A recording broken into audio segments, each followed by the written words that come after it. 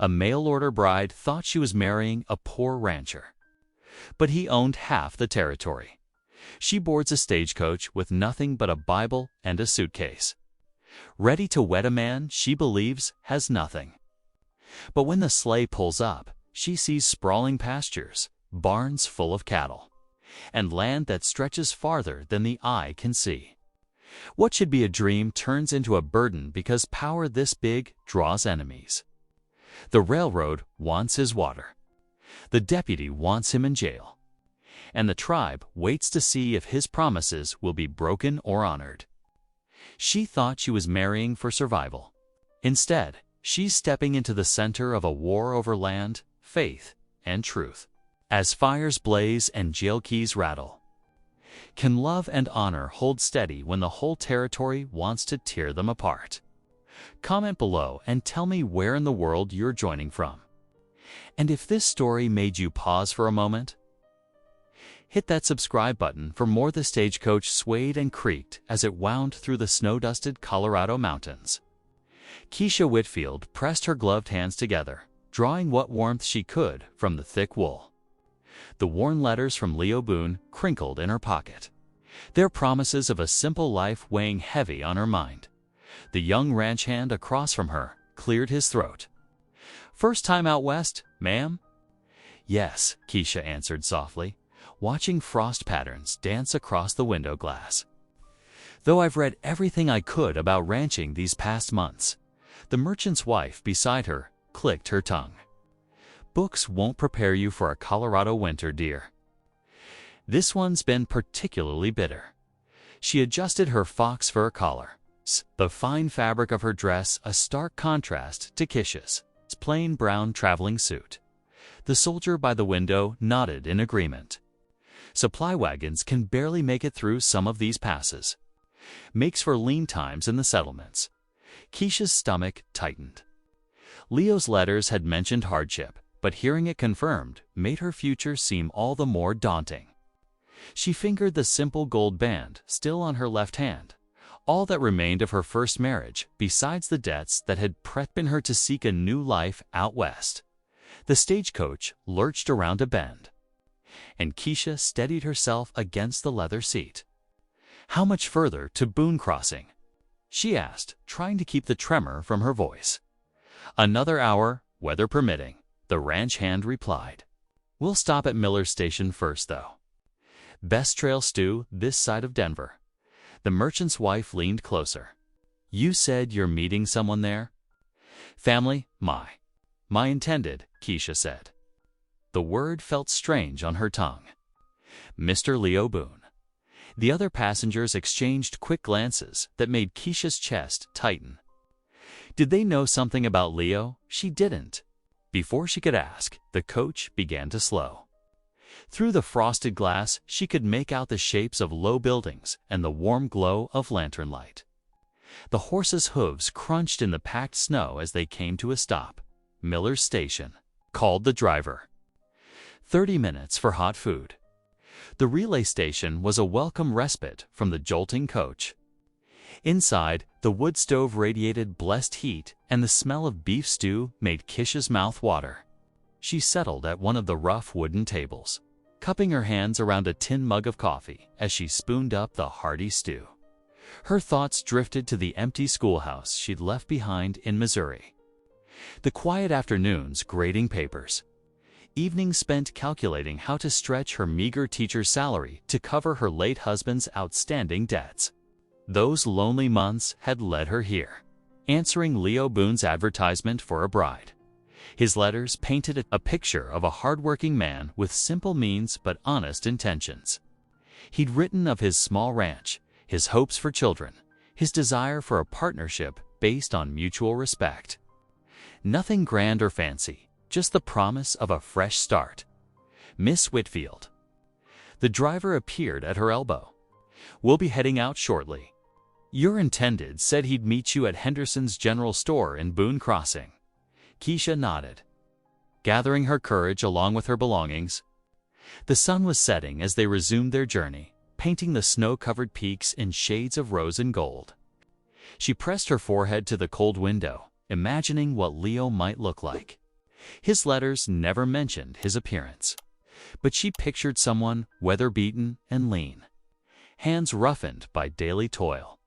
The last leg of the journey passed in tense silence. Keisha's fellow passengers seemed lost in their own thoughts as darkness settled over the landscape. Finally, lights appeared in the distance. Boone crossing, the coach rolled into the town square, where oil lamps cast pools of yellow light on the packed snow. A handful of people hurried about their evening business, collars turned up against the cold. Keisha's heart thundered as the driver called out, "Boone crossing." End of the line. She gathered her carpetbag with trembling hands. The merchant's wife gave her a sympathetic pat on the arm. "Good luck, dear. I hope you find what you're looking for." Keisha descended the coach steps carefully, her boots crunching in the snow. The air was sharp with cold, carrying the mingled scents of wood smoke and horse and pine. Henderson's general store stood at the corner of the square, its windows glowing invitingly. She straightened her spine, smoothed her travel-worn skirts, and touched the letters in her pocket one last time. Whatever Leo Boone looked like, whatever hardships lay ahead, she would face them with dignity and determination. She had chosen this path, trading the familiar comforts of Missouri for the wild promise of Colorado. The stage driver handed down her trunk, then tipped his hat. "Welcome to Boone Crossing, Miss Whitfield." "Good luck to you." Keisha stood alone in the gathering dusk, watching the coach roll away. Around her, the town settled into evening routines, shopkeepers closing up, ranch hands heading toward the saloon, a mother hurrying her children home to supper. She felt acutely aware of her outsider status, wondering if any of these people knew the man she had come to marry. Minutes ticked by, marked by the distant chiming of a church bell. Keisha shifted from foot to foot, trying to stay warm. What if Leo had changed his mind? What if something had happened to prevent him from meeting her?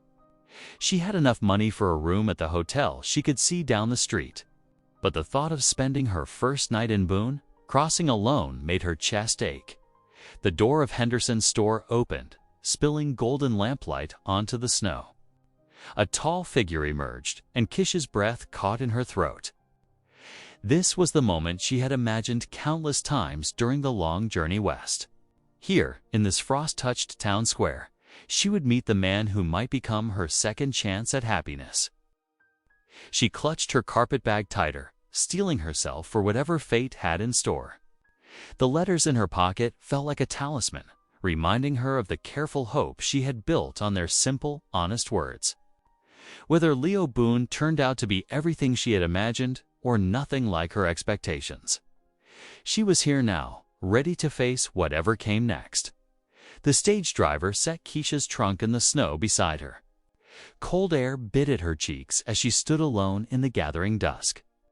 Watching lamplight spill from Henderson's general store, her breath formed little clouds in the frigid air while she waited. Clutching her carpetbag close, movement caught her eye as a tall figure emerged from the store's doorway. The man who approached was nothing like the gaunt, weather-beaten rancher she had imagined. He walked with the easy confidence of someone who knew his place in the world, his sheepskin coat hanging open despite the cold.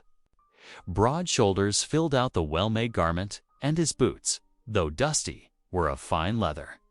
"Miss Whitfield." His voice was deep and warm, matching the gentle smile beneath his neat mustache. "I'm Leo Boone. Welcome to Colorado." Keisha found herself staring, trying to reconcile this man with the humble words from his letters. "Yes, I'm pleased to meet you, Mr. Boone." She extended her gloved hand, which he took carefully in his much larger one. "Just Leo, please." He released her hand and turned to her trunk. "Let me get that for you. I've got the sleigh waiting." Sleigh. Keisha had expected a rickety wagon at best. But there at the hitching post stood an elegant cutter sleigh, its green paint gleaming in the lamplight. Two matched bay horses stamped their feet, their harness jingling with brass bells. This was no poor rancher's rig. Leo lifted her trunk as if it weighed nothing, settling it in the back of the sleigh. He helped Keisha up onto the padded seat, tucking thick fur robes around her before taking his place beside her. The reins rested easily in his hands as he clucked to the horses. "It's about 5 miles to the ranch," he said, guiding the team away from the town square. The snows made the roads a bit rough, but these two know their way home. Keisha sat stiffly under the firs, her mind whirling. Everything about Leo spoke of prosperity, from his well-made clothes to his confident manner. The sleigh's runners whispered over the snow as they left the town behind, passing through a set of heavy wooden gates that marked the start of a private road. Your letters mentioned fencing the pastures," she ventured, remembering his words about struggling to afford supplies. "That's right," Leo nodded toward the sturdy fence lines that stretched into the darkness on either side. "Good fences make good neighbors," my father always said. The fences seemed endless, marking off vast stretches of land. In the starlight, Keisha could make out the shapes of cattle bedded down for the night.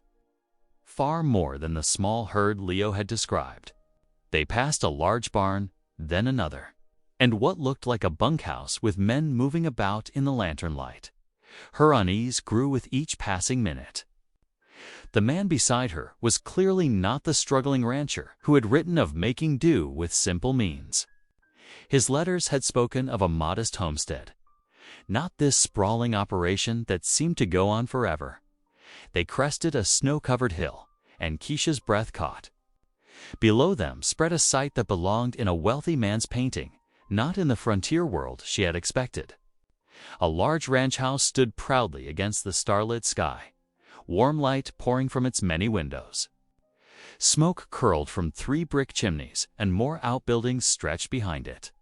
Men moved between the buildings, carrying out evening chores despite the late hour. Leo ... double quotes, his name came out barely above a whisper. "You said you had so little."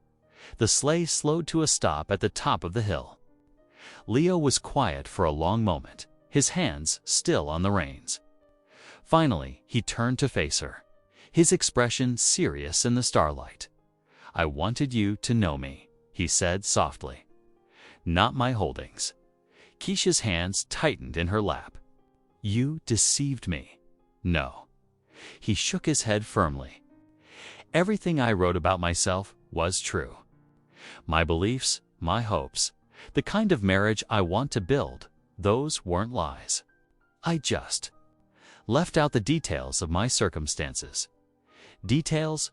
Keisha gestured at the grand scene before them. "This is more than details, Mr. Boone.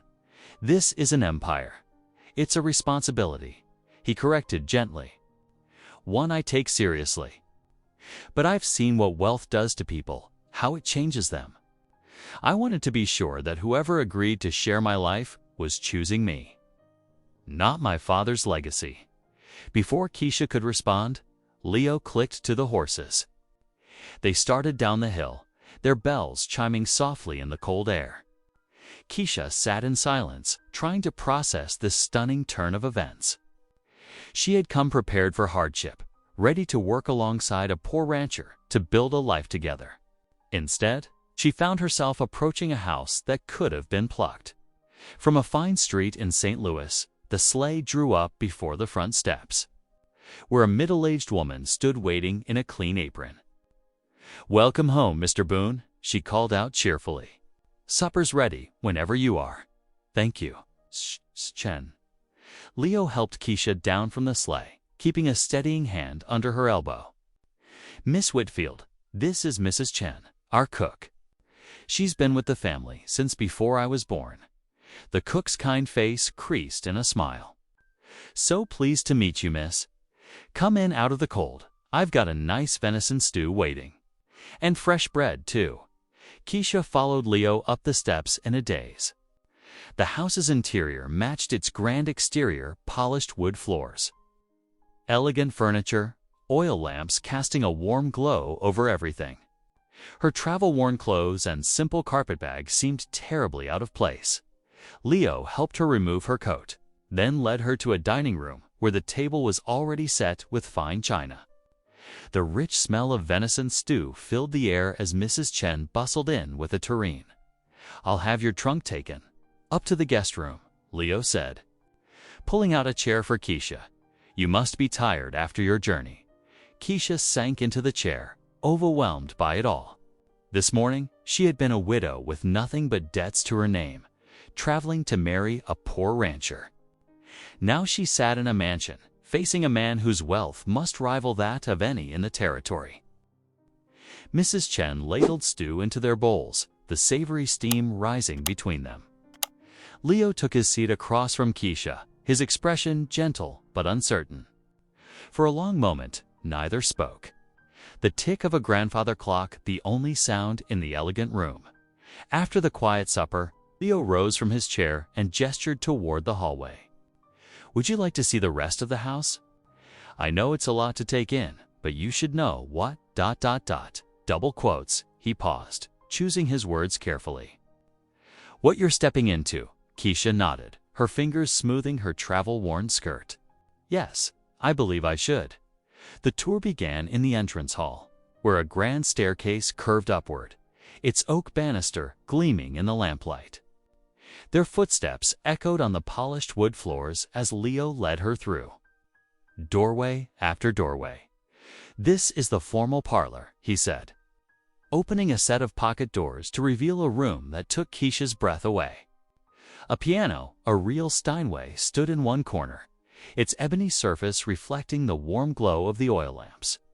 Plush chairs and settees formed intimate conversation areas on a thick Persian carpet. "Do you play?" Keisha asked, running one finger along the piano's smooth edge. "No," Leo admitted. "My mother did." The piano's been silent since she passed, except when visitors come. He watched her face carefully. "Do you?" "A little." "Nothing fancy." Keisha pulled her hand back, suddenly aware of how rough her fingers had become from teaching and household work. They moved on to the library, where floor-to-ceiling shelves lined the walls. Leather-bound volumes filled most of the space, their gold-stamped titles catching the light. A massive desk dominated one end of the room, its surface neat but for a few papers and a brass lamp. "My father's books," Leo explained, touching one shelf with reverence. "History, law, literature." He believed in education, in understanding the world beyond our valley. Keisha's teacher's heart quickened at the sight of so many books. "This is extraordinary. It's yours to use. If you choose to stay." Leo's voice was quiet but carried weight. They continued through the house, a formal dining room that could seat 20. A morning room filled with light, even at night, thanks to walls of windows. A conservatory where Mrs. Chen grew herbs year-round. Each room spoke of wealth, of generations of careful investment and taste. Finally, they settled in a smaller, more intimate sitting room. A fire crackled in the hearth, and the furnishings, while still fine, felt more lived in. This, Keisha realized, was where Leo actually spent his time. "I owe you an explanation," Leo said, taking a seat across from her. "About why I wasn't honest about... double quotes." He gestured at their surroundings.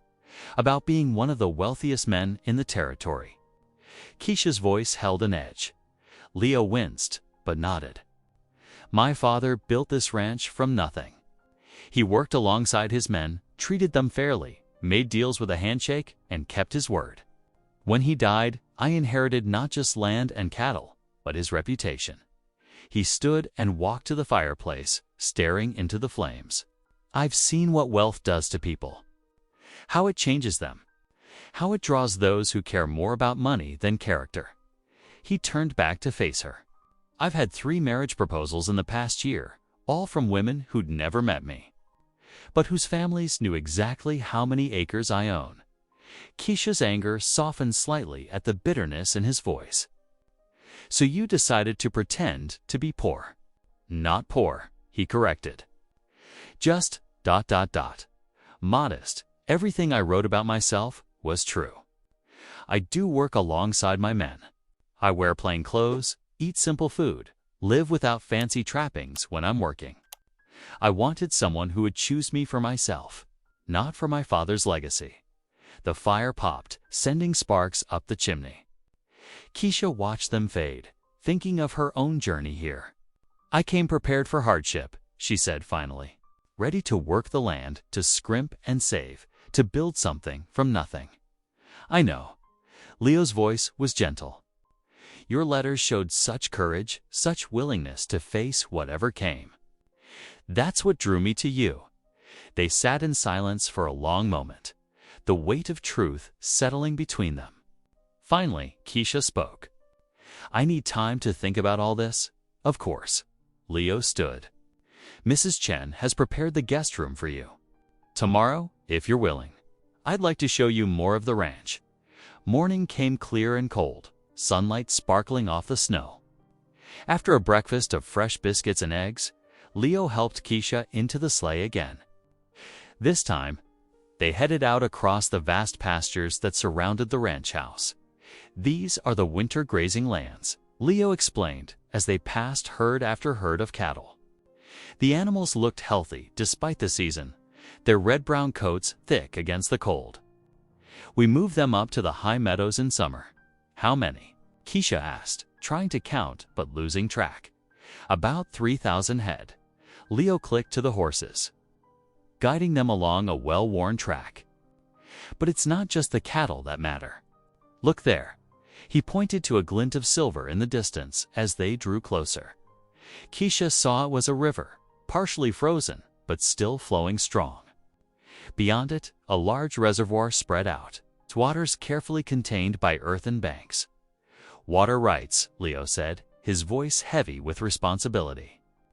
My father secured them early, built the reservoir to help during dry seasons. Now every rancher for 50 miles depends on our water. Keisha studied his profile, seeing the burden in his expression. That's a lot of power, more than I ever wanted. Leo sighed, his breath frosting in the air. Every spring, I have to decide who gets how much water. Too little, and their crops fail. Too much, and we risk running dry by August. Lives depend on those decisions. They stopped on a rise overlooking the valley. Below them, the ranch spread out like a map, pastures, corrals, the river cutting through it all like a silver ribbon. In the distance, snow-capped mountains rose against the sky. Now you see why I wanted someone who would understand me. Not just my position, Leo said quietly. This land, these responsibilities, they're not just about wealth. They're about trust. The men who work for me, the families who depend on our water. The agreements my father made with the Ute, all of it rests on doing what's right. Not what's profitable. Keisha thought of the modest letters he'd written, full of talk about hard work and simple values. She'd admired those letters, respected the man who seemed to care more about character than comfort. Now she understood those values weren't a pretense. They were the foundation that kept all this running. You could have told me, she said, but the anger had faded from her voice. I should have, Leo agreed. But would you have believed the real me if you'd known about all this first? Or would you have seen only what everyone else sees? The legacy, the wealth, the power. Keisha looked out over the valley again, seeing it with new eyes. Not just as property, but as responsibility. Not just as wealth, but as trust. She thought of her own journey here, expecting hardship but finding something far more challenging, a world where decisions affected not just one family, but an entire community. I understand why you did it, she said slowly. But if we're to have any future together, there can't be any more hidden truths between us. No more secrets, Leo promised. What you see is what you get, all of it. The good and the burden. The morning sun climbed higher, making the snow sparkle like diamonds across the valley. Keisha sat quietly, absorbing it all, the vastness of the land, the weight of responsibility, and the man beside her who carried it with such quiet strength, the morning sun. filtered through frost-touched windows as Keisha tied an apron around her waist in the ranch house kitchen. Mrs. Chen. The cook smiled warmly and handed her a bowl of bread dough to knead. Many hands make light work, the older woman said, her own fingers expertly shaping rolls. Mr. Leo, he works hard.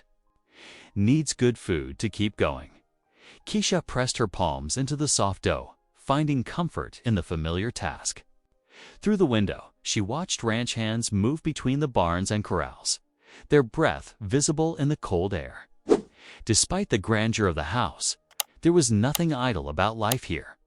After the bread was set to rise, Keisha ventured outside. The morning air bit sharp and clean, making her pull her shawl tighter. Several cowboys tipped their hats as she passed, their manner respectful but not fawning. They treated her like any other working woman, not the future wife of their wealthy employer. "Morning, ma'am," one weathered hand called out. "Watch that ice by the well, it's slick today." She nodded her thanks, carefully picking her way across the yard. Near the largest barn, she found Leo working alongside two young men, fixing a broken wagon wheel. His expensive coat hung on a peg, replaced by worn work clothes as he wrestled with the heavy wood and iron. "Hold it steady now, Jim," he directed, muscles straining as he fitted the new spokes. Sweat gleamed on his forehead despite the cold. This was no gentleman rancher supervising from afar throughout the day. Keisha explored the immediate grounds, learning the rhythm of ranch life. She helped Mrs. Chen prepare a hearty lunch for the working men, sorted through supplies in the storehouse, and discovered a small schoolroom where Leo's father had taught the ranch hand's children to read. As dusk approached, she found herself drawn to the old bell tower that stood between the main house and the bunkhouses. From its height, she could see the vast expanse of the ranch pastures stretching toward Purple Mountains. The silver thread of the river, herds of cattle dark against the snow. Quite a view, isn't it? She turned to find Leo climbing the tower steps, his face tired but peaceful after the day's work. "It's beautiful," she replied, "and so alive. Everyone here works together, depends on each other." Leo nodded, leaning against the railing. "That's how my father built it. Not just land and cattle, but community." His expression grew distant, which makes what's coming all the harder to face. "What do you mean?" He sighed heavily. "Let's talk over supper." Mrs. Chen's made her famous venison stew. An hour later, they sat in the intimate sitting room where they'd talked that first night. A fire crackled in the hearth, and 2 bowls of rich stew steamed on the small table between them. Leo seemed lost in thought, stirring his food absently. "What's troubling you?" Keisha finally asked. Leo set down his spoon. "The railroad's pushing west," he said quietly. "They filed claims on part of my grazing lands and worse, on water rights to the river and reservoir." Keisha felt her stomach tighten. Can they do that? They shouldn't be able to. The land grants are clear and the water rights were legally secured. His jaw clenched. But they've got money behind them and certain officials in their pocket. Judge Matthews in Denver signed off on their initial claim yesterday. A man who's never ruled against the railroad in his life. He stood and paced to the fire, his shadow long against the wall. "But it's not just about my ranch. My father, ... He paused, gathering his thoughts. 20 years ago, when the Ute were being pushed from their traditional hunting grounds, my father made a contract with them. Formal, legal, witnessed by the Indian agent. It guaranteed them shared access to water, grazing rights in the high meadows, and safe passage through our lands. The tribe still honors this." Keisha asked. Leo nodded. "Chief Bear Walker is a man of his word. We meet every spring to review the agreement, adjust it if needed. It's brought peace to this valley when other areas saw nothing but conflict." His voice grew heavy. "But if the railroad seizes those water rights, everything changes. The reservoir they're claiming feeds both our cattle and the Utes' hunting grounds. Without it, ... both settlers and the tribe will suffer." Keisha finished quietly. Exactly, Leo returned to his chair, the firelight catching the worry in his face. The Ute respect the agreement because we've proven trustworthy. But if we can't protect their water rights, ... He shook his head. They're already wary, seeing more settlers push into the territory each year. This could break 20 years of peace. Keisha studied him, seeing the weight of responsibility in every line of his body. This was why he'd wanted someone who understood him, not his wealth. Money couldn't solve this problem, might even make it worse, drawing more attention from those who would exploit the situation. Have you spoken to the tribal leaders about this? She asked. Not yet. I wanted to be sure of the railroad's moves first. He met her eyes. I'm meeting with Chief Bear Walker next week. I won't hide this threat from him. He deserves to know what we're facing. The fire popped, sending sparks up the chimney. Outside, a coyote called lonely in the darkness, and somewhere in the distance, a cow lowed. The peaceful sounds of ranch life seemed suddenly fragile. This is what you carry, Keisha said softly. Not just wealth, but the trust of everyone who depends on this land, your ranch hands. The settlers who need water, the Ute who believed your father's promise. Leo nodded slowly. Now you understand why I couldn't let wealth be the thing that defined me. Why I needed someone who could see past that to what really matters here, Keisha. Thought of her expectations when she'd stepped off that stage, the simple life she'd prepared herself for, working alongside a poor rancher. Instead, she found herself facing something far more complex. A man fighting to protect not just his own interests, but the delicate balance of an entire community. What will you do? She asked. Fight it, of course. Through legal channels, first I've got lawyers in Denver looking at the claims. But if that fails, ... double quotes, he trailed off, then squared his shoulders. I won't let them destroy what my father built. Not the ranch, and not the trust we've earned. The conviction in his voice stirred something in Keisha's heart. This was the man she'd sensed in those letters, not poor in wealth, perhaps, but rich in principles, in dedication to something larger than himself. She'd come prepared to help build a simple ranch life. Instead, she found herself drawn into a struggle that could shape the future of the entire valley. They sat in companionable silence, finishing their cooling stew. Through the window, Keisha could see the lights of the bunkhouses where ranch hands gathered after their day's work. Beyond that, the dark shapes of the mountains stood guard against the star-filled sky. Somewhere out there, both railroad men and Ute warriors were watching this valley, each with their own hopes and fears for its future. She realized she was no longer angry about Leo's deception regarding his wealth. That seemed trivial now compared to the real challenges they faced. She wasn't marrying a simple rancher. After all, she was joining her life to a man caught between powerful forces, fighting to protect not just land and water, but the bonds of trust that held this frontier community together. The morning sun streamed through the kitchen windows as Keisha arranged primers and slate tablets on the sturdy oak table.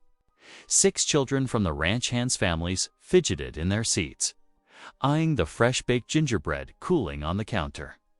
Now then, Keisha said, smoothing her apron. Who can tell me what 3 times 4 equals? She watched their faces scrunch in concentration, remembering her classroom back in Missouri. Here. The setting was humbler, no rows of desks or big blackboard, but the eager minds were just the same. Little Tommy Martinez, age 7, thrust his hand up. 12, ma'am. Very good, Keisha smiled, passing out slate pencils. Let's practice writing our numbers. Double quotes. Mrs. Chen worked quietly at the stove, occasionally glancing over with approval as the children bent over their tablets. The morning lesson flowed from arithmetic to reading, the children taking turns with Bible verses. Their voices, stumbling over big words but growing more confident, filled the kitchen with life. After lessons, while the children enjoyed their gingerbread reward, Keisha heard hoofbeats in the yard. A woman rode up on a sturdy paint horse, her dark hair touched with silver at the temples. Buenos dias. The rider dismounted with practiced ease. I'm Maria Tenorio, from the next ranch over. Thought I'd welcome our new neighbor. Keisha wiped flour from her hands and stepped onto the porch. I'm much obliged, Mrs. Tenorio. Would you care for some coffee and gingerbread? Maria, please. The older woman's eyes crinkled warmly. And yes, if you're offering. Over coffee, Maria shared stories of the valley it seasons, its people, its ways. When Keisha mentioned wanting to learn to ride, Maria's face lit up. Come to my place tomorrow. I'll teach you to saddle up proper, none of that side saddle nonsense. A ranch wife needs to ride strong. True to her word, Maria proved a patient teacher the next day. She showed Keisha how to check the cinch, how to mount smoothly, how to move with the horse's rhythm. There you go, she called as Keisha trotted in a careful circle. You've got the makings of a fine horsewoman.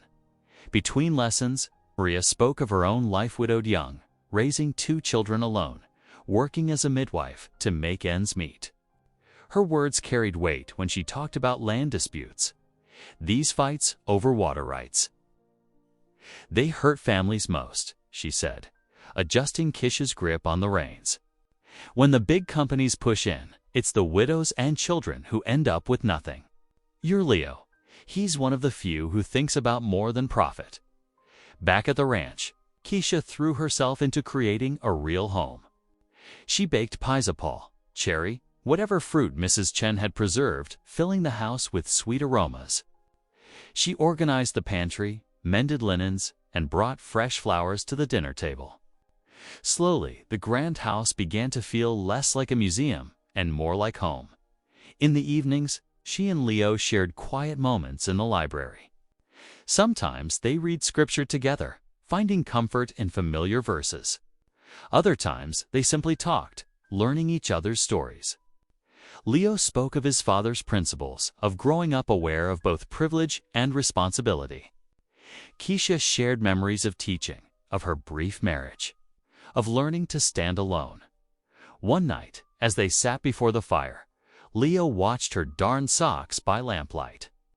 You've brought something special here, he said softly. The children learning, the house feeling lived in again. Even the hands say the place feels different. Keisha felt warmth spread through her chest, and not just from the fire. I wasn't sure I'd fit in, she admitted. Everything was so much grander than I expected. And now? She considered the question. Now I'm beginning to see beyond the grand things to what matters. The people, the land, the trust your father built. Leo reached over and squeezed her hand. The gesture was simple but full of meaning. They were becoming partners, sharing not just a home but a purpose. Yet shadows lurked at the edges of their growing contentment. In town, picking up supplies, Keisha couldn't help overhearing whispers. 2 women at the mercantile fell silent when she approached, but their words hung in the air. Boon, fortune. Blood money. Hoarding land while honest folks struggle. ... The storekeeper, Mr. Phillips, tried to smooth things over. Don't mind them, Mrs. Boone. Some folks just like to talk. But the whispers followed her. At church, she noticed how some families kept their distance. Even the pastor's wife, serving coffee after services, asked pointed questions about Leo's business dealings with the Ute that evening. After Leo retired to his study to review contracts, Keisha knelt in the parlor. Moonlight streamed through the windows, silvering the piano keys and casting long shadows on the floor. She bowed her head. Lord, she whispered, grant me wisdom. Show me how to be strong for this man, this land, these people who depend on us. Help me see past rumors to truth, past fear to faith. The grandfather clock ticked steadily, marking time. From the kitchen came the soft clatter of Mrs. Chen preparing for tomorrow. A nightbird called somewhere in the darkness outside. Keisha remained kneeling, letting peace settle over her like a warm shawl. She thought of the children's bright faces at the kitchen table. of Maria's steady friendship, of Leo's quiet strength. The rumors might whisper of cursed fortune, but she'd seen the reality: a man fighting to protect not just his own interests, but an entire community's future. Rising from her prayers, Keisha moved to the window. The ranch buildings lay peaceful under the stars, lamplight glowing in the bunkhouse windows. This was home now, not just a place, but a purpose. Whatever challenges lay ahead, she would face them with Leo, guided by faith and strengthened by love. In her heart, she felt God's answer to her prayers, not in words, but in the deep certainty that she was where she needed to be, becoming who she was meant to become. The wealth that had first shocked her now seemed less important than the responsibility it carried: the chance to make a difference in this valley through the study door. She heard Leo's chair scrape back. Soon he would join her, as he often did before bed, to share the day's final thoughts. Their evening ritual had become precious to her, a time when masks fell away and true hearts spoke. The parlor clock chimed 9, its melody echoing in the high-ceilinged room. Keisha straightened her shoulders, ready to be the partner Leo needed, the woman God called her to be. The rumors could whisper, but she knew the truth: she had found not just belonging, but purpose. The late January sun cast long shadows across the snow as Keisha stood in the ranch house kitchen, surveying the feast laid out before her. Steam rose from Mrs. Chen's roasted beef, its rich aroma mingling with the sweetness of fresh-baked pies cooling on the windowsill. Her hands, dusted with flour, showed the morning's work: apple, cherry, and peach pies made from preserved fruit. "More tables in the dining hall, ma'am?"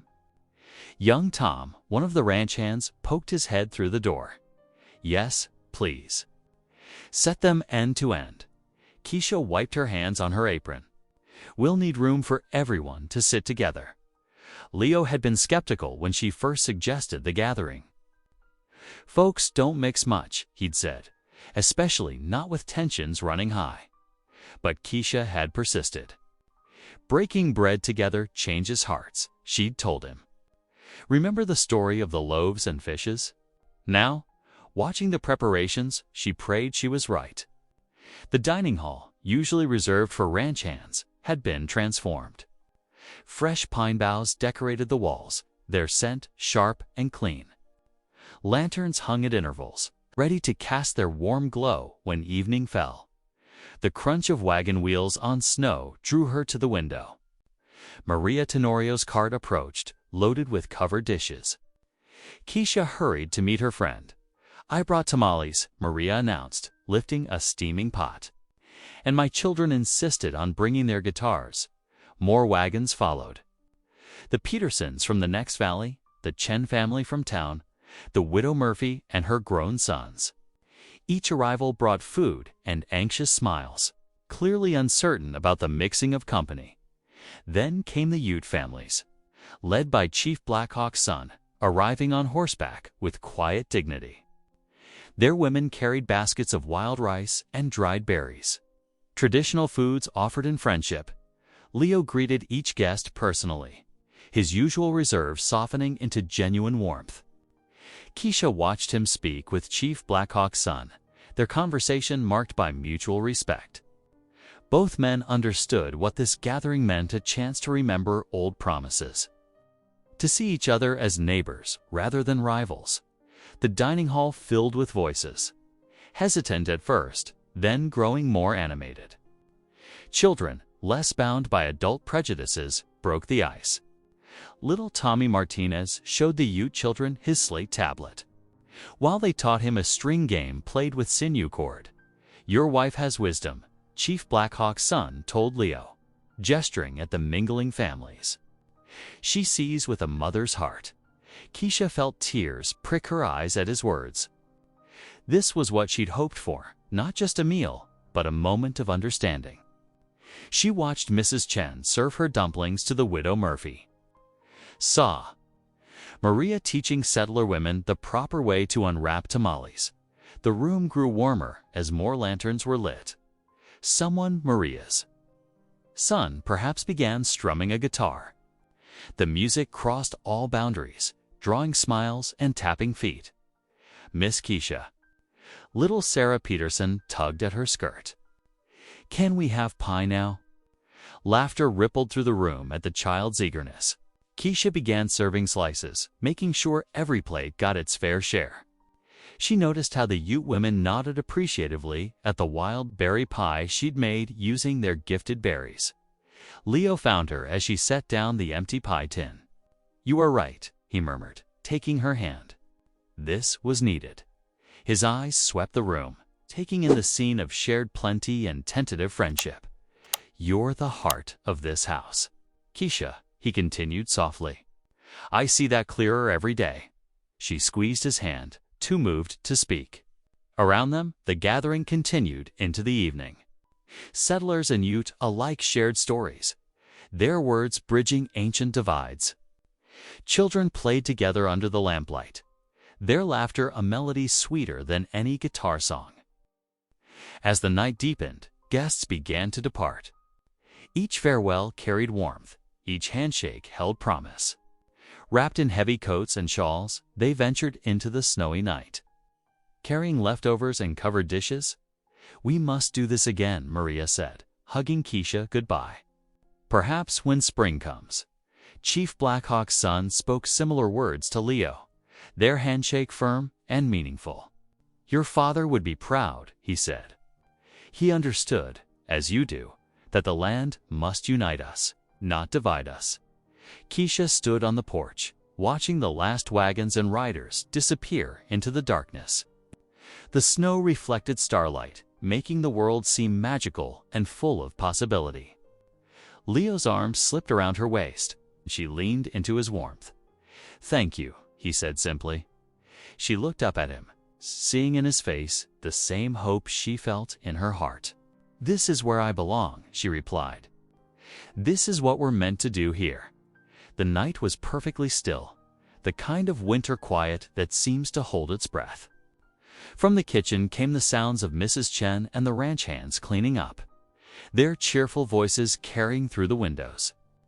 The evening had exceeded all her prayers, showing what was possible when people chose to see past their fears. Beyond the warm circle of porch light, the ranch buildings stood peaceful in the starlight. The barn's solid bulk cast long shadows across the snow, its doors secured against the cold. And there, in those shadows, a figure stood motionless, watching. But Keisha, wrapped in the evening's success and Leo's embrace, did not see the silent observer in the darkness. The grandfather clock in the hallway had just struck midnight when the scream pierced the darkness. Keisha bolted upright in her bed, heart pounding. Another shout followed, urgent and terrified. "Fire! The barn's on fire!" She rushed to the window. Orange flames licked the night sky, turning the snowy ground into a hellish mirror. The barn, their beautiful barn with its fresh-hewn beams and careful craftsmanship, was burning. Keisha threw on her coat over her nightdress and shoved her feet into boots. As she raced down the stairs, Leo was already charging through the front door, shouting orders. Ranch hands emerged from the bunkhouse, some still pulling on shirts as they ran. "Form a line." Leo's voice carried over the roar of flames.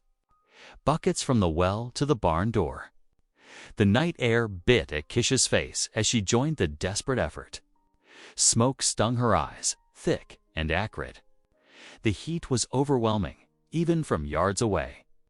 Inside the barn, horses screamed in terror. "The animals?" she cried, starting toward the barn. Leo caught her arm. "Too dangerous to go in the front. There's a side door. Help me get the horses out."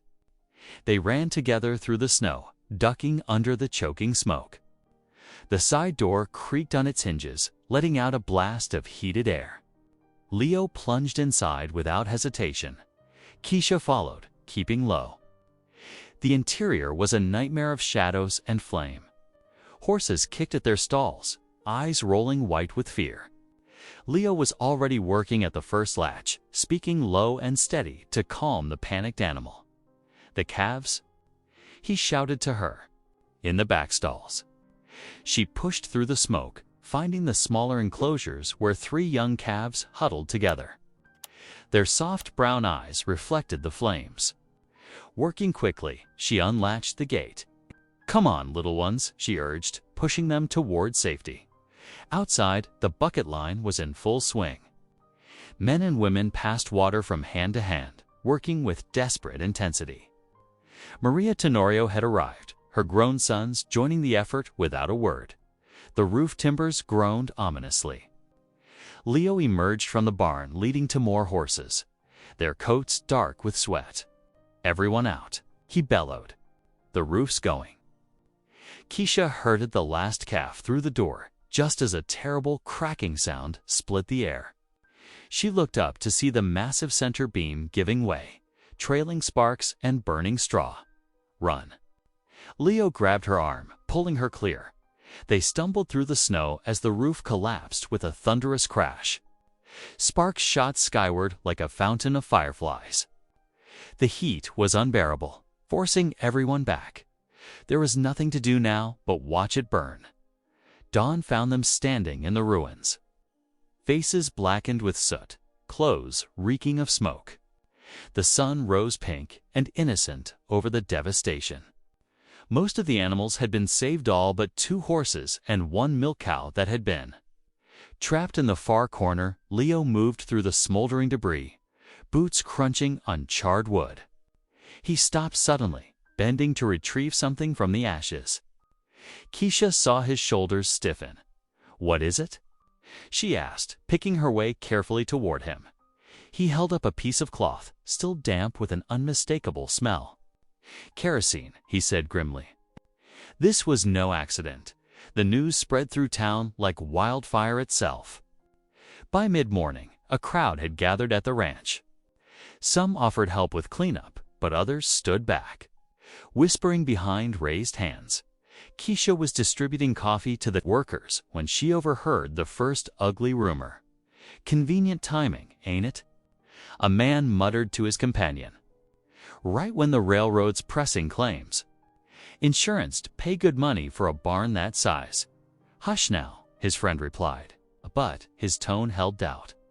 Later, as she helped Maria sort through salvaged tack, more whispers reached her ears.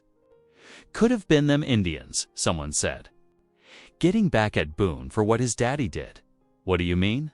Keisha asked sharply, turning to face the speaker, a thin man she recognized from town. He shifted uncomfortably. "Just saying what I heard, ma'am. About how Old Man Boone wasn't exactly honest with the tribe. Some say he cheated them proper when he made that water rights deal." "That's a lie," Maria cut in fiercely. "The Boones have always dealt fair, but the damage was done." Keisha saw the doubt spreading across faces, watched neighbors draw away from Leo when he approached. Even the sheriff, investigating the scene, asked pointed questions about insurance policies and property disputes. That evening, after the last of the helpers had gone home, Keisha found Leo in his study. He sat at his desk, staring at the kerosene-soaked rag he'd found. "Leo," she said softly, closing the door behind her. "I need to know the truth." He didn't look up. "About what?" "About your father." "About the deal with the Ute?" Her voice shook slightly. Did he cheat them?"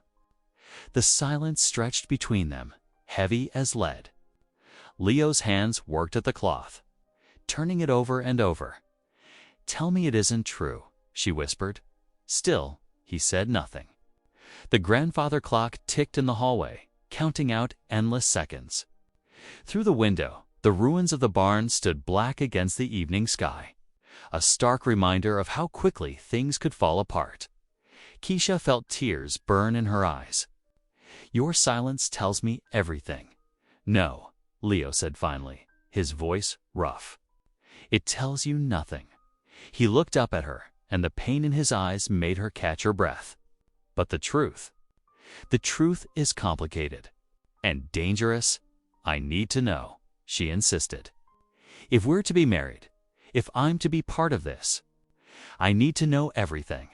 Leo's silence hung in the air between them. as heavy as the smoke that still clung to their clothes.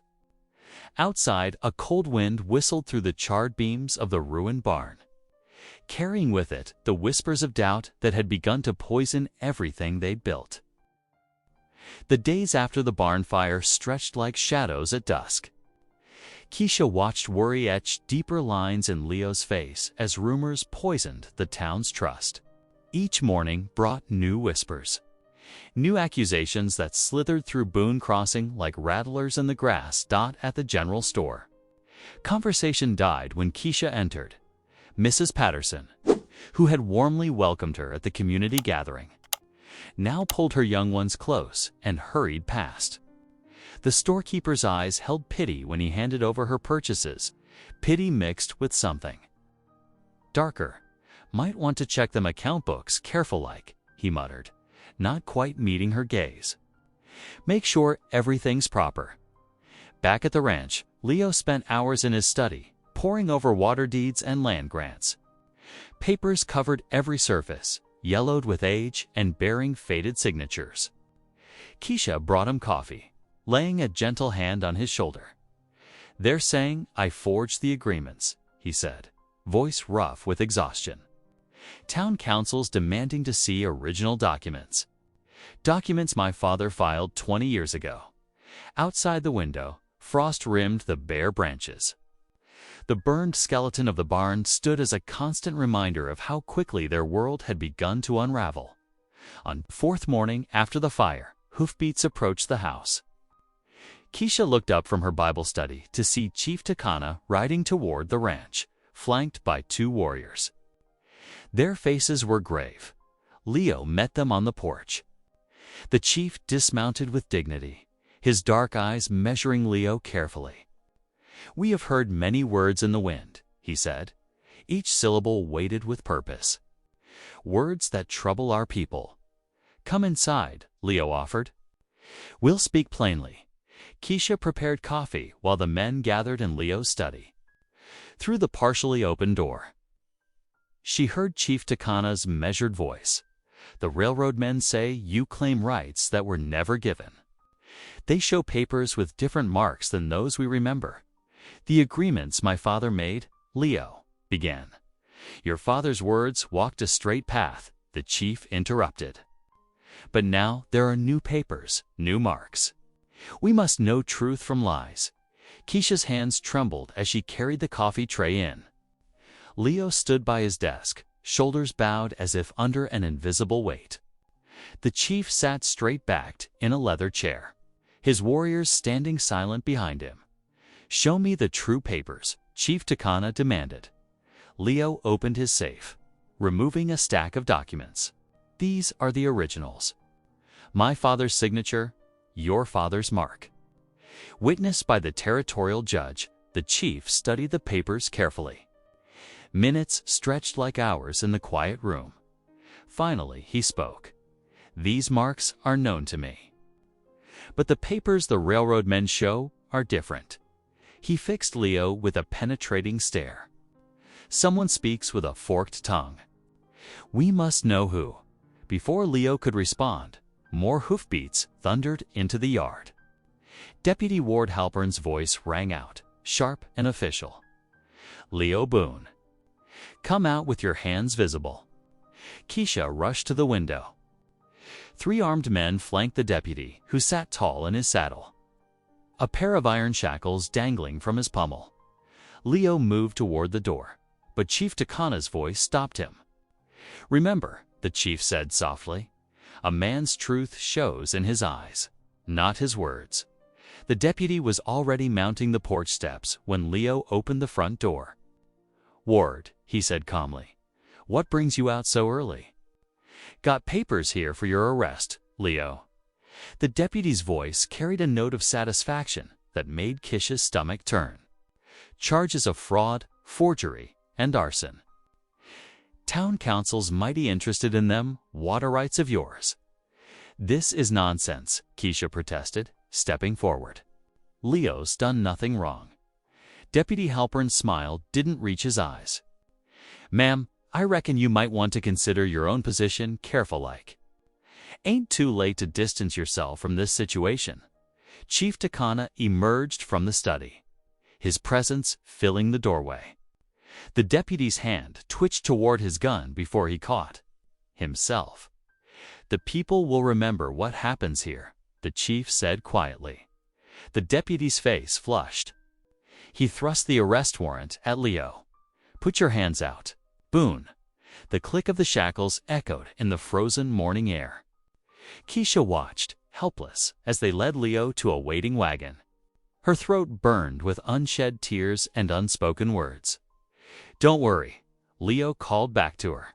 "Truth will out. Just hold fast." But as the wagon rattled away, taking her husband to the town jail, Keisha felt the weight of every watching eye. Ranch hands stood silent by the corral. Maria Tenorio, riding up for her morning visit, pulled her horse to an abrupt halt at the scene. Chief Takana mounted his horse with fluid grace.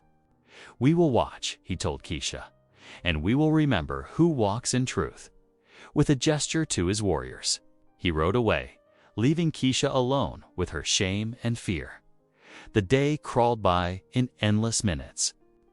Neighbors who had shared their table now rode past without a wave. The cook clattered dishes in the kitchen, muttering prayers in Spanish. Even the ranch hands spoke in whispers, uncertainty in their eyes when they looked to her for direction. As dusk settled over the valley, Keisha knelt in the empty parlor. Her Bible lay open on the floor before her, pages bright in the lamplight. Tears fell freely now, spotting the thin paper. "Lord," she whispered, "I don't understand. Everything we built, everything we hoped for, it's crumbling like sand." Her fingers traced the familiar words of Psalm 27. "The Lord is my light and my salvation. Whom shall I fear?" But fear gripped her heart like a fist. Fear of losing Leo, of losing their home, of being branded a fortune hunter who had married a criminal. The whispers in town already painted her as a schemer, a widow who had traded her good name for wealth. "I know Leo," she prayed through her tears. "I've seen his heart, his care for this land and its people. There must be a reason. Lord, there must be a way through this darkness." The grandfather clock ticked in the hallway, counting out lonely seconds. Wind sighed through the empty house, carrying the scent of snow and wood smoke. Somewhere in town, Leo sat in a cold cell while men with badges and laws decided their fate. Keisha's knees ached against the hard floor, but she remained there, letting her tears fall.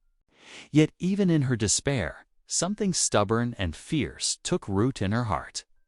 She had not survived widowhood and poverty, had not crossed half a continent, only to surrender now. "Give me strength," she whispered. "Give me wisdom to see your path."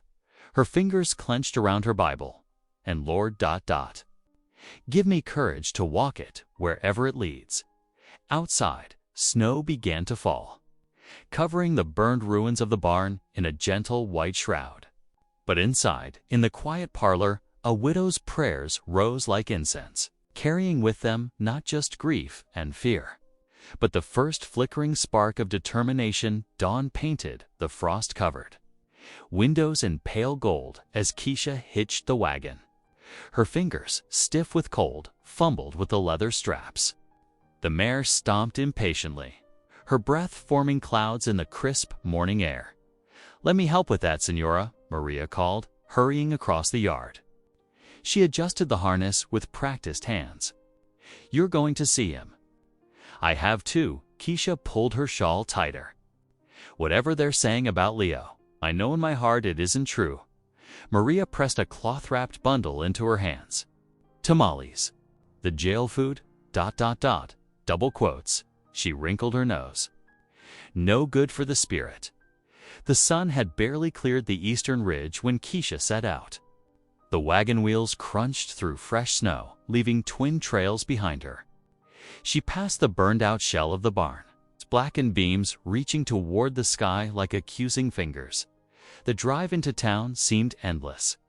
Familiar landmarks, the creek crossing, the stand of cottonwoods. The old Miller place felt strange and unwelcoming.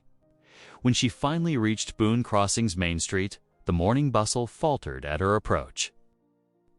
Women who had shared recipes at her gathering now hurried their children to the other side of the street. The jail squatted at the edge of town, a square stone building with barred windows. Deputy Halpern lounged in a chair outside, boots propped on the railing. His eyes followed her as she tied the wagon. "Come to see the land baron," he drawled. "Visiting hours ain't till noon." Kisa straightened her spine. "I've come to see my husband." Something in her tone made him drop his feet to the floor. He fingered his keys, considering, then shrugged. "Your choice, ma'am." Though folks might wonder about a respectable widow keeping company with a fraud, the cell block was cold and dim. Leo sat on a narrow cot, his broad shoulders hunched in the confined space. When he saw her, he rushed to the bars. "Keisha," his voice cracked. Their fingers intertwined through the iron bars, desperate for connection. "I brought food." She tried to smile, unwrapping Maria's tamales. "And news. The ranch hands are keeping things running." "The cattle listen," Leo interrupted urgently. "You have to know I never betrayed the Ute, never forged a single document.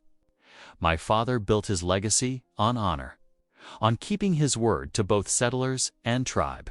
I believe you." Keisha pressed closer to the bars. "But the council, the railroad men, they're saying the original agreements don't exist. That you made up the water rights." Leo's grip tightened on her hands. "The documents are there. My father kept records of everything.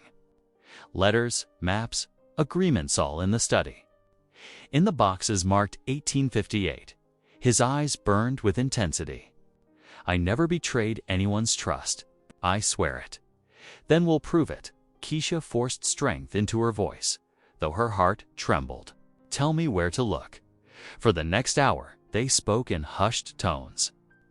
Leo detailed where to find specific ledgers, which correspondence might help. The deputy's boots scraped outside, a reminder that time was short. "Be careful," Leo warned as she prepared to leave. "The railroad men there, not just after land. They want the water rights. Without those documents, ... I'll find them." Keisha pressed a final tamale into his hands. "Hold fast to hope." The ride home was a blur of worry and determination. The sun hung low by the time she stabled the horse and hurried into the house. In Leo's study, she lit every lamp, pushing back the gathering darkness. Hours passed as she combed through dusty boxes. Letters, maps, and ledgers covered the desk. Her eyes burned from straining to read faded ink. The grandfather clock struck midnight. Then one, close to 2 o'clock in the morning, her hands trembling with exhaustion. She opened a leather portfolio marked 1858. Inside, yellowed papers crackled. Her heart stopped as she read the first line. Agreement between James Boone and Chief Standing Bear of the Ute Nation, regarding permanent access to grazing lands and water rights along the Crystal River. The documents were complete, not just the agreement, but letters between Leo's father and the previous chief discussing terms. Maps marked with both English and Ute notations showed the agreed-upon boundaries. Most importantly, each paper bore the territorial court seal and the signatures of 3 witnesses. Keisha's hands shook as she gathered the precious papers. Here was proofreal, legal proof that Leo had told the truth. The water rights were legitimate. The promises to the Ute were real. She sat back in Leo's chair, tears of relief sliding down her cheeks. In the lamplight, the official seals gleamed like beacons of hope. Tomorrow, she would take these to town, show the council. Free her husband. A floorboard creaked behind her. Keisha whirled, clutching the documents to her chest. But it was only Maria, carrying a tray with coffee and bread. Signora Maria sighed, setting down the tray. "You must eat something. Even justice needs strength to stand." Keisha showed her the papers with trembling hands. Look proof that Leo's father made legal agreements with the Ute. These seals, these witnesses. This will clear his name. Maria studied the documents, her weathered face grave. Be careful, mi amiga. Men who want power badly enough, ... double quotes, she crossed herself. They don't always listen to paper and ink, but they'll have to listen to the law, Keisha. Carefully return the documents to their portfolio. First light tomorrow, I'm taking these to town.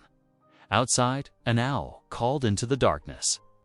The sound carried both warning and wisdom. Keisha knew Maria was right. The path ahead would not be easy. But as she looked at the proof in her hands, hope bloomed in her heart like the first flower after winter. Here was truth, preserved in ink and seal.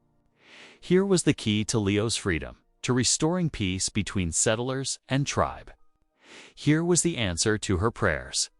The lamp flickered, casting shadows on the study walls. Dawn was still hours away, but Keisha felt the first rays of light breaking through their darkness. She would not sleep tonight. There was too much to prepare, too much at stake.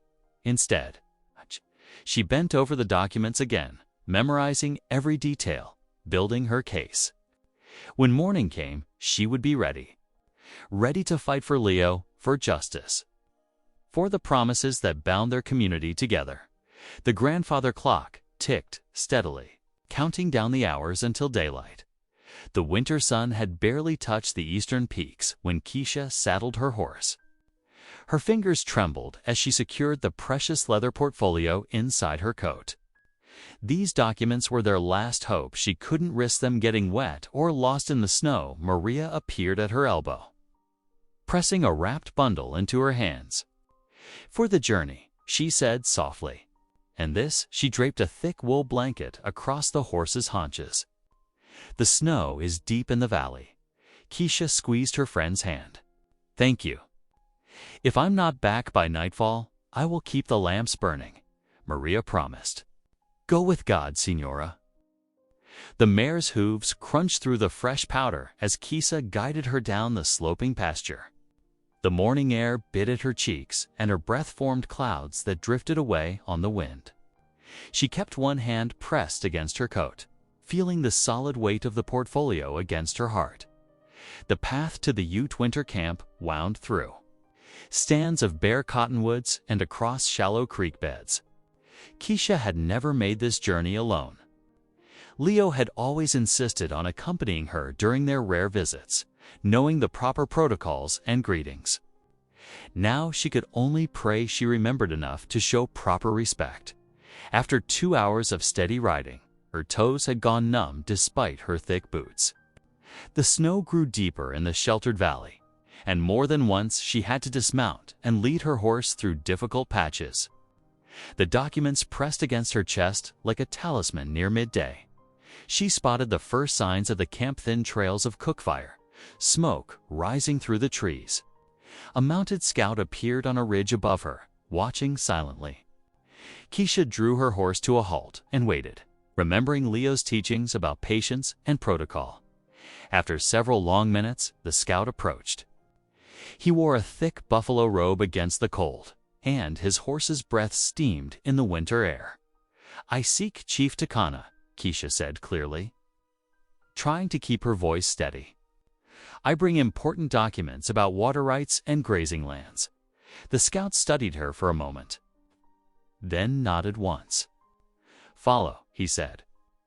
Wheeling his horse around, they rode single file through scattered pine trees until the camp spread out before them.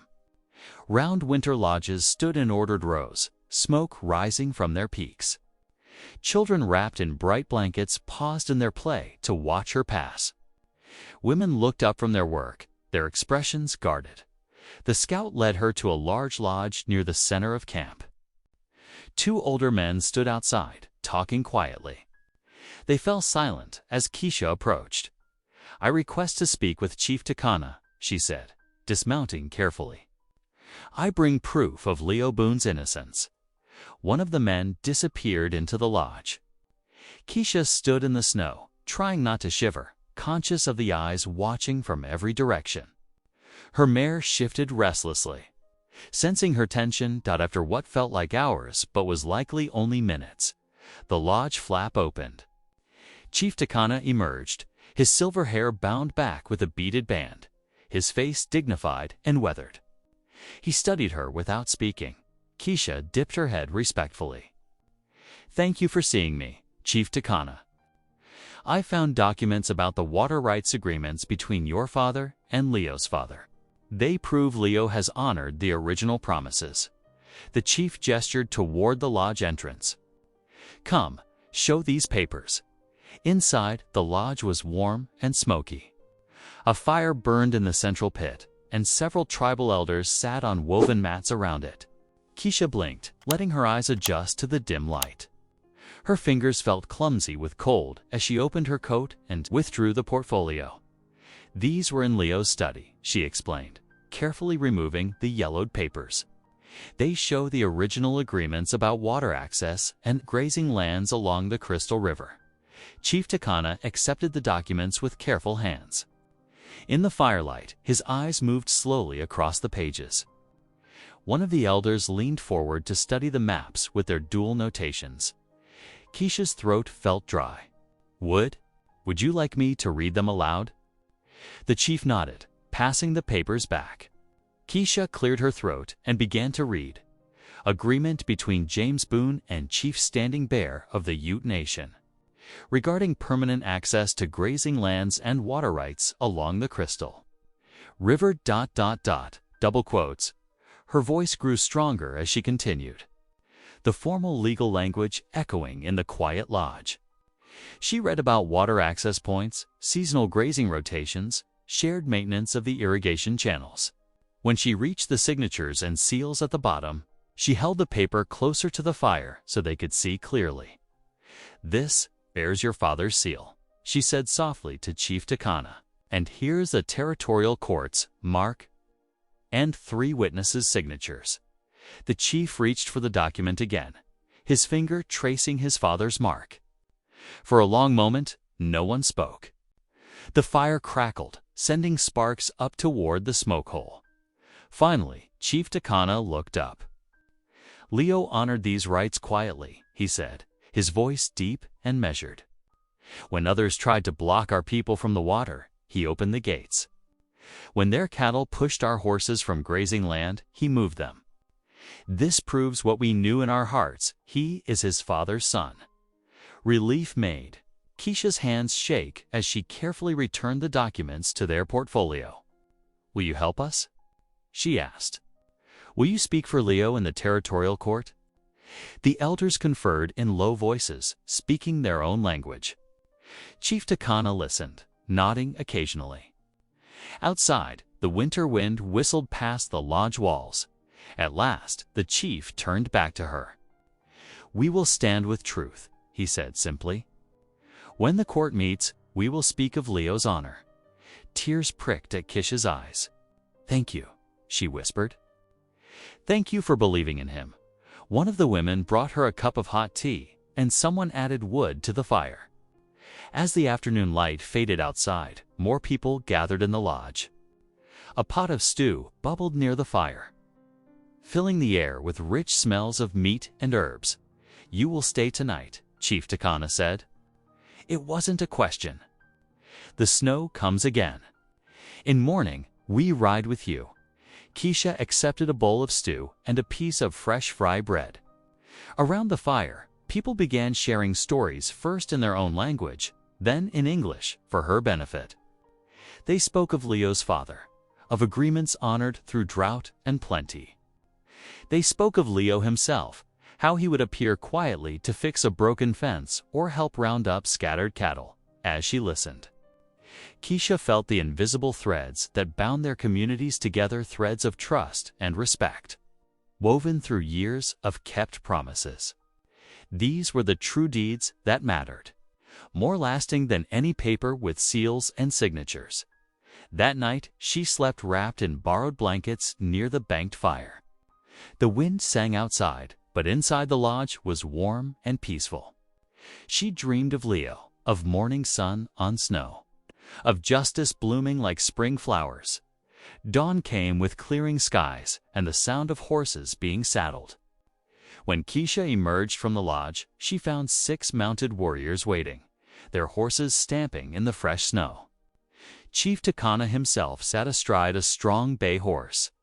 "We ride with you," he said simply. The ride back to town was easier with their guidance. They knew paths she would never have found, leading their horses sure-footed through the drifts. The morning sun turned the snow to diamonds, and their breath steamed in the cold air. Keisha rode tall in her saddle, the portfolio secure against her chest. With each hoofbeat, hope grew stronger in her heart. They had proof of Leo's innocence. They had the support of the Ute. Soon, very soon, justice would prevail. The tribal riders flanked her like an honor guard as they approached the town. People stopped to stare as the unusual procession passed the schoolteacher bride and her Native American escorts. Riding proud through the morning light, Keisha felt their eyes, heard their whispers, but kept her gaze fixed forward. The jail lay just ahead, and with it, the chance to set things right. The documents pressed against her heart like a promise about to be fulfilled. The territorial courthouse buzzed with tension as Keisha stepped forward. Morning light streamed through dusty windows, casting long shadows across the wooden floor. Judge Harrison peered down from his bench, his spectacles catching the sun. "Your Honor," Keisha said, her voice steady despite her racing heart, "I have documents that prove Leo Boone's innocence." She presented the portfolio. Handling the papers with reverence, the judge accepted them, his weathered hands careful with the aged documents. The railroad lawyers shifted in their seats, exchanging glances. One of them, a sharp-featured man named Matthews, rose to object. "Your Honor, these could be forgery." Silence. Judge Harrison commanded, studying the papers intently. "These bear the territorial seal. And these maps, ... He adjusted his spectacles. "These predate the railroad claims by 15 years. Chief Takana stepped forward, his presence commanding respect. The crowded courtroom fell silent as he spoke, his words measured and clear. "These are the agreements my father made with James Boone.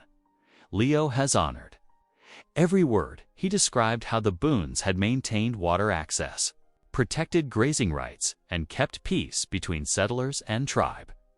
The railroad lawyers tried to argue, but their protests died when Thomas Weber, a young clerk, burst into tears. "I can't stay quiet," he sobbed. "They paid me to destroy the original records. $50 to make them disappear." Gasps filled the courtroom. Judge Harrison's face darkened with anger. He examined the documents once more, then set them down with deliberate care. "The charges against Leo Boone are dismissed," he declared, his gavel crack echoing like thunder. "And I want those railroad men investigated for bribery." Leo stood, shackles falling away. Keisha rushed to him, her arms wrapping tight around his broad shoulders. He held her close, his voice rough with emotion. "You saved everything," he whispered. "How can I ever thank you?" Around them, townspeople who had doubted Leo now removed their hats in respect. Martha Wilson, the banker's wife who had spread vicious rumors, approached with tears in her eyes. "We were wrong about you both," she admitted. "Please forgive us." Outside the courthouse, winter sunshine bathed the street in gold. Neighbors stepped forward to shake Leo's hand, offering apologies and congratulations. Keisha watched his face, seeing the heavy burden of recent weeks lift away. His eyes met hers, filled with gratitude and something deeper, a love born of shared trials and triumph. Chief Takana clasped Leo's arm in friendship before mounting his horse. "Justice speaks today," he said simply. "The old promises stand." That evening, lantern lights spilled from every window of the Boone Ranch house. Inside, joy filled every corner as ranch hands gathered around the piano. Their voices raised in amazing grace, Maria Tenorio wiped happy. tears from her cheeks while stirring another pot of her famous stew. The Ute guests sat at the long table, sharing cornbread and stories with the settlers. Leo stood before them all, his voice carrying clear across the room. "My wife saved more than just me," he declared. "She saved the sacred promise between our peoples." Later, on the moonlit porch, Kisa and Leo sat close. "I came here thinking I was marrying for mere survival," she whispered, watching the stars. "But God blessed me with so much more." Leo's weathered hand covered hers gently. "Together, we'll use what we have as stewards," he promised. "Not for pride, but for all who share this land." In the weeks that followed, Leo's wealth flowed like spring water into the thirsty soil of Boone Crossing. The sound of hammers rang through the valley as workers raised the walls of a new schoolhouse, its windows gleaming in the morning sun. Kisha's heart soared when she saw the rows of fresh-cut pine desks. Enough for 30 children. The church bell arrived by wagon one crisp morning, its bronze surface catching the light. Leo helped mount it in the white steeple himself, and its clear tone carried for miles across the rangeland. Even the Ute riders paused to listen when it rang on Sundays. "Your husband's different now, Akua," Maria told Keisha one afternoon as they watched Ute families drive their cattle onto Boone land.